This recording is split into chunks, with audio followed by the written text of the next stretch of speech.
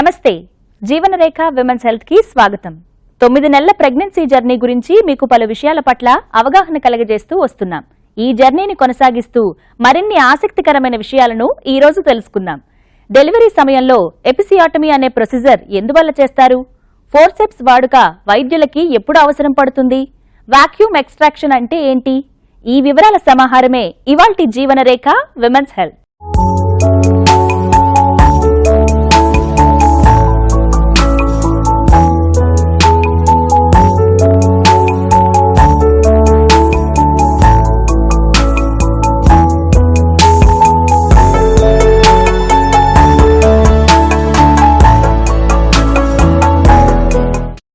నొప్పులు మొదలై డెలివరీ అయ్యేదాకా ఎన్నో అనుకోని పరిణామాలు ఎదురుకావచ్చు. బిడ్డ తల ఎగ్జిట్ మార్గం దాకా వచ్చి కనబడుతూ ఉన్నా కూడా అనేక కారణాల వల్ల బయటకు రాకపోవచ్చు. ఇలాంటి పరిస్థితుల్లో పలు రకాల వైద్య పద్ధతుల ద్వారా బేబీ తల బయటకు వచ్చేందుకు మార్గాన్ని సుగమం చేసే వీలుంటుంది. వాటిలో అత్యంత సాధారణంగా వాడబడే పద్ధతి ఎపిసియాటమీ.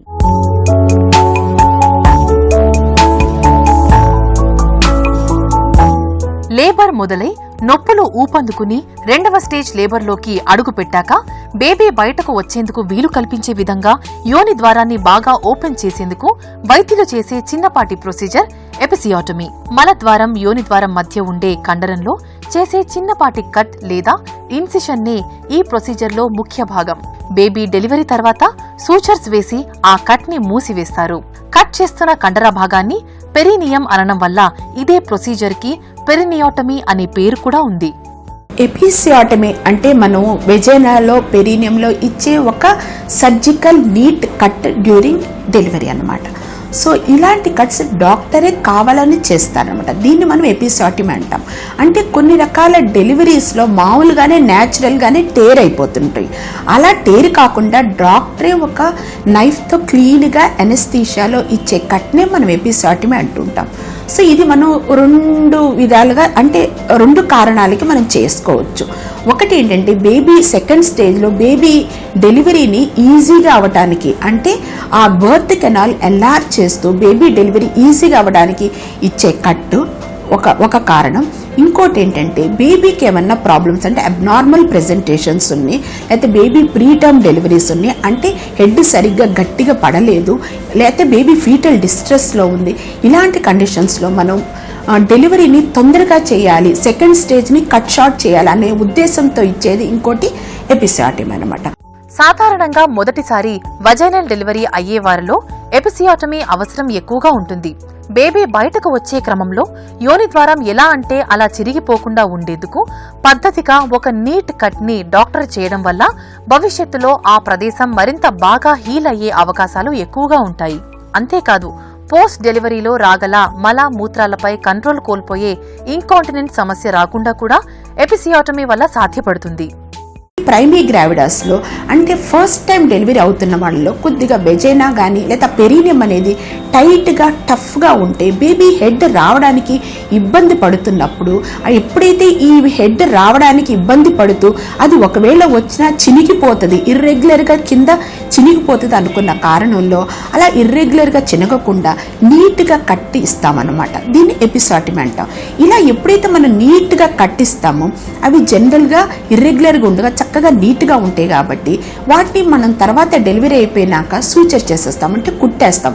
సో నీట్గా అప్రాక్సిమేట్ చేసి కుట్టేస్తాం కాబట్టి చక్కగా నీట్ స్కార్ వస్తుంది. సో రేపొద్దున వీటిని ఇన్ఫెక్షన్స్ కూడా తక్కువగా ఉంటాయి.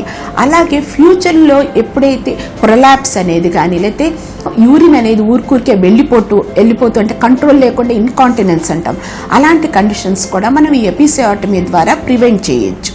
ఎపిసియాటమీ వల్ల కలిగే లాభాలపై భిన్న అభిప్రాయాలు ఉన్నాయి.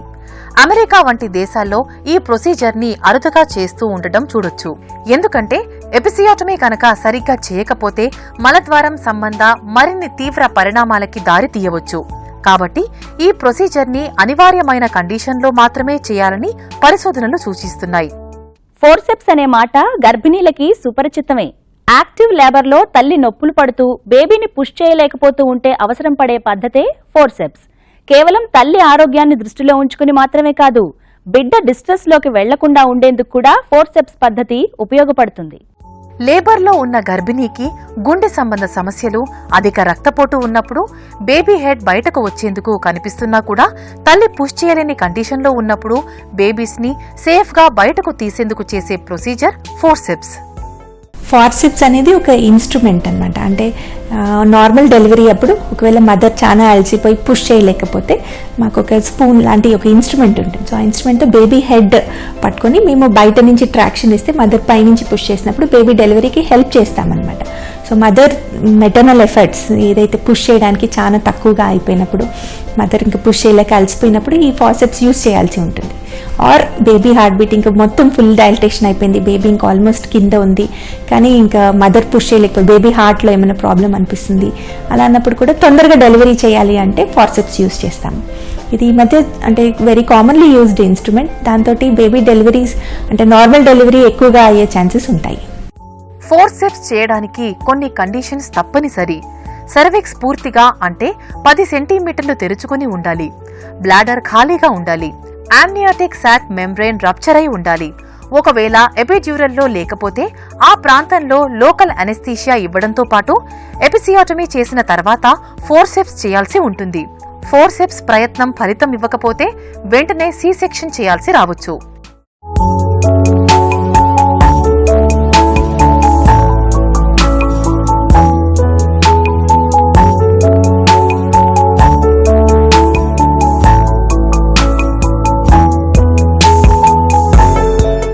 లేబర్ మొదలైన తర్వాత ఆహారం తీసుకోవచ్చా?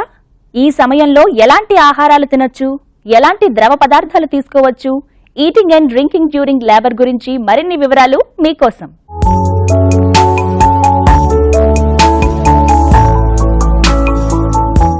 లేబర్ మొదలైన తర్వాత కలిగే పలు ఆలోచనల్లో ఆహారం గురించి కూడా సందేహాలు వస్తూ ఉండటం సహజమే. లేబర్ మొదలయ్యాక అసలు ఫుడ్ తీసుకోవచ్చా లేదా అనేది మొదటి ప్రశ్న. దీనిపై భిన్నాభిప్రాయాలు ఉన్నాయి. కొందరు ప్రాక్టీషనర్స్ లేబర్ సమయంలో ఫుడ్, అది కూడా ఘనాహారాలు పూర్తిగా ఆపివేయాలని చెప్తూ ఉంటారు. అన్ని విధాలుగా గర్భిణీ కండిషన్ బాగుండి నార్మల్ డెలివరీ కనుక ఎక్స్పెక్ట్ చేస్తూ ఉంటే ఎర్లీ లేబర్ పెయిన్స్ ఉన్నప్పుడు ఎలాంటి ఆహారాలు తీసుకోవచ్చు అని చూస్తే, ఇప్పుడు కొంతమందికి ఎర్లీ లేబర్లు ఇంకా అప్పుడే పెయిన్స్ స్టార్ట్ అయి ఉంటాయి, వాళ్ళని ప్రీ లేబర్ రూమ్లో పడుకొని ఉంటారు. అలాంటి వాళ్ళకి ఎలా ఇవ్వాలంటే ఫుడ్ అనేది చాలా ఇంపార్టెంట్ అండి. తీసుకుంటే మనకి సాఫ్ట్ డైట్ ఎక్కువగా అండి. మదరు డిహైడ్రేషన్కి గురవుతూ ఉంటుంది లేబర్లో ఉన్నప్పుడు. So every hour normal plain water అనేది చాలా ఇంపార్టెంట్. మదరు రీహైడ్రేట్ అవ్వాలి. వాటర్ అనేది చాలా ఎక్కువ ఇవ్వాల్సి వస్తుంది ఎవ్రీ అవర్కి. సో వాటర్ అనేది చాలా ఇంపార్టెంట్ అండి. తర్వాత మనకి లిక్విడ్ డైట్ ఏదైనా గ్లూకోజ్ వాటర్ కానీ డయాబెటీస్ అవి లేనప్పుడు చూసుకొని మనం ఇవ్వాల్సి వస్తుంది. Glucose water, electoral powder water, ఆ ఎలక్ట్రాల్ పౌడర్ని కూడా కలిపి ఓఆర్ఎస్ మనం కూడా పట్టడం ద్వారా ఈ డిహైడ్రేషన్, ఎలక్ట్రైట్ ఇంబ్యాలెన్సెస్, తనకు కొంచెం శక్తి, మనకి ఈ డెలివరీలో ఉన్నప్పుడు వాళ్ళకి మంచి ఆహారం ఇవ్వాలి, అది ఏ హాని చేయకూడదు. తర్వాత పేషెంట్కి, మదర్కి ఎనర్జీ ఇస్తూ ఉండాలన్నమాట. అలాంటి ఫుడ్, ఎక్కువ కార్బోహైడ్రేట్ ఫుడ్ కూడా ఇస్తూ ఉంటాము. సో ఎక్కువగా లిక్విడ్ డైట్ మీద ఆధారపడాలి. తర్వాత సాఫ్ట్ డైట్ తీసుకోవాలి. ఏదైనా బార్లీ జావ కానీ, లేదా సూప్స్ కానీ ఇంట్లో చేసినవి, లేదంటే ఏదైనా ఫ్రూట్ జ్యూసెస్ కానీ, ఇలాంటివి కొంచెం స్నాక్స్ ఎవ్రీ 2 అవర్స్కి ఇస్తూ ఉండాలి. లేబర్ మొదలు కావడంతోనే గర్భిణీ శరీరం పెయిన్స్ ని తట్టుకునే పనిలో ఉంటుంది. ఈ క్రమంలో నోరు తడి ఆరిపోవడం ఒక లక్షణం. అందుకే ఘన పదార్థాల కంటే కూడా తరచూ ద్రవ పదార్థాలు వేర్వేరు రూపాల్లో తీసుకోవడం మంచిది. కొబ్బరి నీరు, నిమ్మరసం, పళ్ల రసాలు, గ్లూకోజ్ వాటర్, ఇలా శక్తినిచ్చే ద్రవ పదార్థాలతో పాటు మంచినీరు కూడా పుష్కలంగా తాగుతూ ఉండాలి. నోరు తడి ఆరిపోకుండా ఉండేందుకు పిపర్మెంట్, క్యాండీ లాంటివి చప్పరిస్తూ ఉండొచ్చు. జెస్టేషన్ డయాబెటీస్ ఉన్న గర్భిణీలు మాత్రం ఏ ద్రవ పదార్థం తీసుకున్నా కూడా అందులో చక్కెర లేకుండా చూసుకోవాలి. ఎర్లీ లేబర్ లో లైట్ స్నాక్స్ కూడా తీసుకోవచ్చు. ఇంకా వాళ్ళకి ఏమైనా కావాలంటే బిస్కెట్స్ లాంటివి కూడా ఇవ్వచ్చు. తర్వాత బ్రెడ్ టోస్ట్ ఇవ్వచ్చు. తర్వాత మనకి యోగర్ట్ కానీ ఇవ్వచ్చు. ఇలాంటివన్నీ ఇస్తూ ఉండాలి. డెలివరీ నార్మల్ ఎక్స్పెక్ట్ చేసినా కూడా లేబర్ ప్రోగ్రెస్ కావడం లేదంటే, లేబర్ ఇండ్యూస్ చేయాలంటే కొన్ని మెడికేషన్స్ ని ఐవీ ద్వారా ఇవ్వాల్సి రావచ్చు. ఇలాంటి కేసుల్లో కూడా ఆహారం పూర్తిగా నో అనే చెప్పాలి. లేబర్ ఇండక్షన్ తో కూడా నొప్పులు ప్రోగ్రెస్ కావడం లేదంటే ఎమర్జెన్సీ కండిషన్స్ లో సిజేరియన్ అవసరం పడవచ్చు. ఇలాంటి టైంలో ఫుడ్ అసలు తీసుకోకూడదు. ఒకసారి లేబర్ లో ఉన్నప్పుడు ఒక్కొక్కసారి ఎమర్జెన్సీగా సిజేరియన్ అవసరం పడుతూ ఉంటుంది. అలాంటప్పుడు వాళ్ళకి ఫాస్టింగ్ లో ఉండడం కంపల్సరీ. సో మనకి ముందే తెలియదు ఇప్పుడు సిజేరియన్ చేయాల్సి వస్తుంది, మనం నార్మల్ డెలివరీకి ట్రయల్ ఇస్తూ ఉంటాము.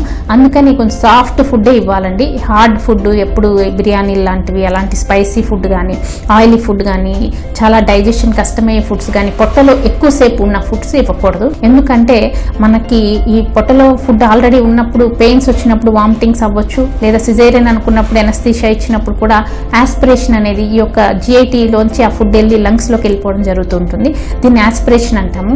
ఈ ఆస్పిరేషన్ ప్రివెంట్ చేయడం కోసం మెయిన్ ఫాస్టింగ్ మనం మదర్స్కి అడ్వైస్ చేస్తాము. లేబర్లో ఉన్న గర్భిణీకి ఎంతో శక్తి కావాల్సి ఉంటుంది. క్రమక్రమంగా ద్రవ పదార్థాలను, సాఫ్ట్గా ఉండే సెమీ సాలిడ్ పదార్థాలను ఆమె తీసుకుంటూ లేబర్ని తట్టుకునే శక్తిని తెచ్చుకోవాలి. నేడు మార్కెట్లో లేబర్ సమయంలో తాగేందుకు ప్రత్యేకించి కొన్ని డ్రింక్స్ లభిస్తున్నాయి. ఇవి ప్రత్యేకించి శక్తినిచ్చేందుకు తయారు చేయబడినవి. వీటిని కూడా తరచూ తీసుకోవడం మంచిది.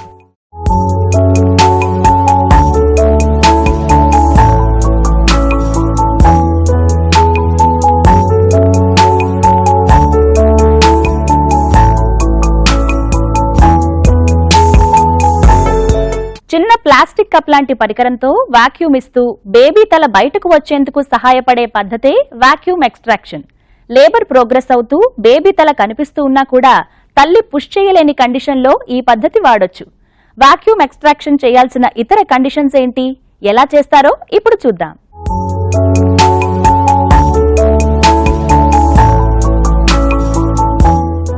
లేబర్ ప్రాసెస్ లో బేబీ తల ఇంకొద్దిగా ఉంటే బయటకు వచ్చే విధంగా కనిపిస్తూ ఉన్నా కానీ ఒక్కోసారి కొన్ని ప్రత్యేక కారణాల వల్ల బర్త్ కెనాల్ నుంచి బేబీ హెడ్ బయటకు రాలేకపోతుంటే సక్షన్ ఇవ్వడం ద్వారా బేబీని బయటకు వచ్చేందుకు వీలు కల్పించే పద్ధతి వాక్యూమ్ ఎక్స్ట్రాక్షన్.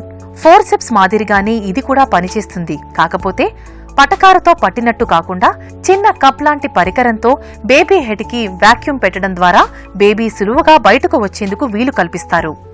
వాక్యూమ్ ఎక్స్ట్రాక్షన్ అంటే మా దగ్గర వాక్యూమ్ ఎక్స్ట్రాక్టర్ అని ఒక చిన్న కప్ లాంటిది ఉంటుంది.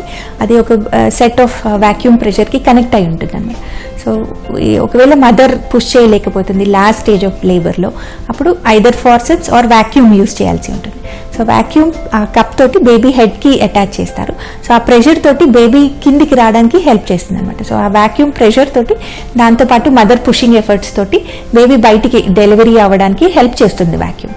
సో ఆ లాస్ట్ స్టేజ్లో మదర్ పుషింగ్ ఎఫర్ట్స్ తగ్గినప్పుడు వాక్యూమ్ అనేది యూజ్ చేస్తూ ఉంటాం.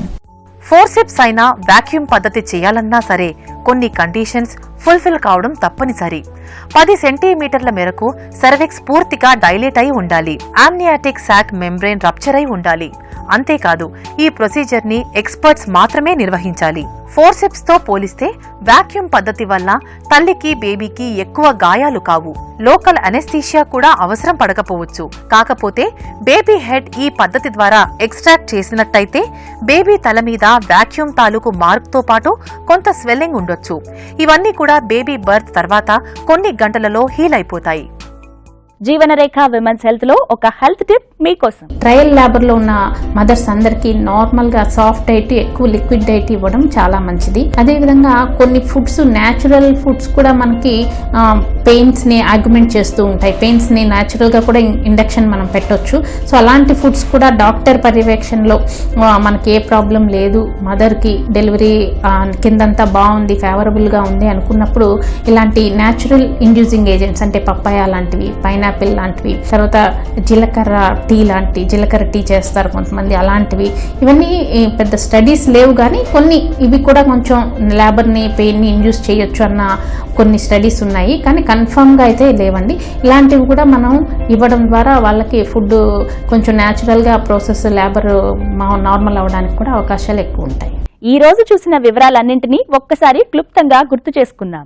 లేబర్ ప్రోగ్రెస్ అవుతూ యాక్టివ్ స్టేజ్ లేబర్ లో బేబీ తల దాదాపు బర్త్ కెనాల్ ఎండ్ దాకా వచ్చి ఆగిపోయినప్పుడు, దీంతో పాటుగా తల్లి నొప్పులు పడలేకపోతుంటే ఎపిసియోటమీ అనే చిన్నపాటి ప్రొసీజర్ చేస్తారు వైద్యులు. దీంతో యోని ద్వారాన్ని మరింత ఓపెన్ అయి బేబీ హెడ్ బయటకు వచ్చేస్తుంది. యోని ద్వారం, మలద్వారం మధ్య భాగంలో చేసే ఈ కట్ అత్యంత సాధారణంగా నార్మల్ డెలివరీలలో నేడు ఉపయోగిస్తున్నారు.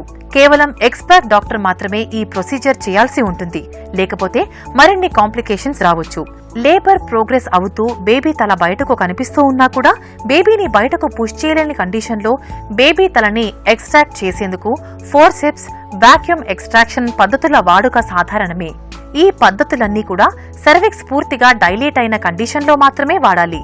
అంతేకాదు మెంబ్రెయిన్ కూడా రప్చర్ అయి ఉండాలి, లేకపోతే మరిన్ని కాంప్లికేషన్స్ వచ్చే అవకాశం ఉంది. లేబర్ మొదలైనప్పటి నుంచి లేబర్ నెమ్మదిగా ప్రోగ్రెస్ అయి డెలివరీ అయ్యేదాకా ఎలాంటి ఆహారాలను తినాలి అని చూస్తే ఎర్లీ లేబర్లో ద్రవ పదార్థాలు, లైట్ స్నాక్స్ తీసుకోవచ్చు.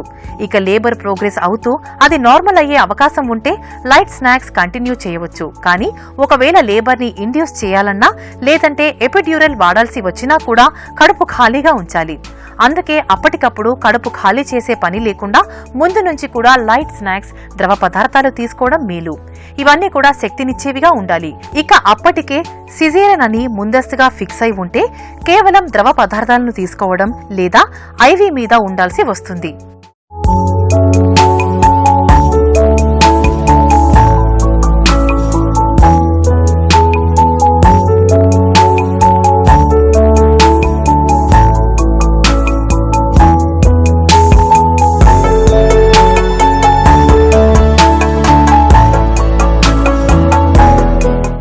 లేబర్లోకి వెళ్లిన గర్భిణీలు ఎలాంటి ఆహారాలను తినొచ్చు, ఏవి తినకూడదు, డెలివరీ సమయంలో అవసరం పడగల ఎపిసియోటమీ, వాక్యూమ్ ఎక్స్ట్రాక్షన్, ఫోర్సెప్స్ గురించి మేమందించిన వివరాలన్నీ కూడా మీకు ఎంతగానో ఉపయోగపడతాయని ఆశిస్తున్నాం. మరో అంశంతో మళ్లీ మీ ముందుంటుంది మీ జీవనరేఖ విమెన్స్ హెల్త్. నమస్తే. జీవనరేఖ విమెన్స్ హెల్త్ కార్యక్రమాన్ని మీరు www.youtube.com/ETV Life Indiaలో చూడొచ్చు మరియు www.facebook.com/ETV Life India, అలాగే www.twitter.com/ETV Life Indiaలో ఫాలో చేయొచ్చు.